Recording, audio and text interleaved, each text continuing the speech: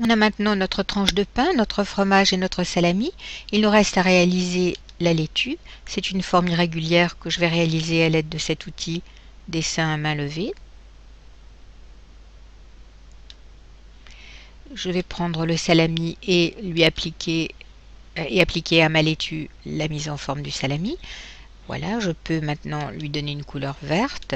Alors c'est pas très convaincant ni très réaliste, il y a mieux à faire. Ici j'ai une image d'une laitue, donc clic droit, copier, ou bien CTRL C bien sûr. Je reviens sur ma forme et ici clic droit, format de la forme.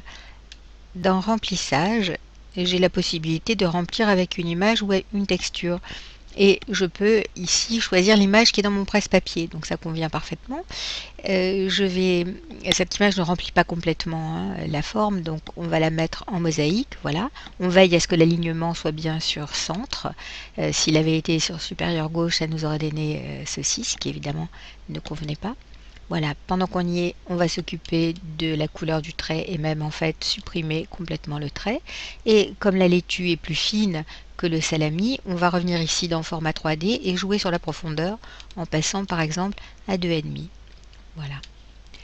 Donc je peux maintenant mettre ma laitue sur mon sandwich. Je peux bien sûr jouer avec la taille et avec la position.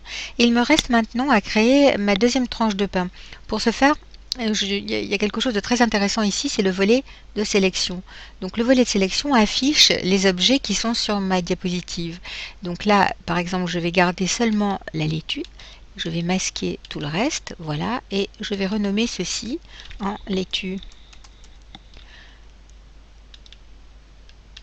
Ceci est mon salami.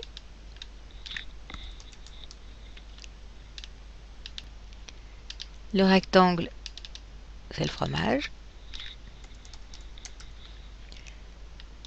La forme à coin arrondi, c'est le pain.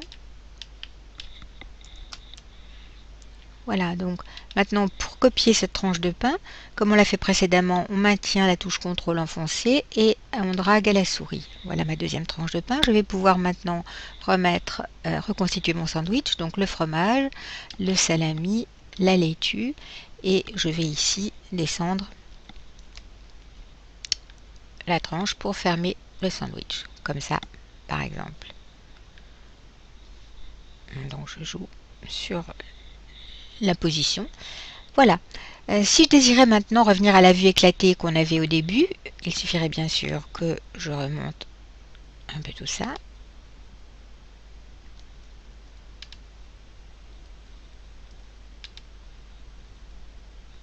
Pour faire encore mieux, je peux tout sélectionner à la souris, voici, et aller dans Organiser, Aligner, et ici distribuer verticalement. Voilà, j'ai quelque chose qui est beaucoup plus parfait.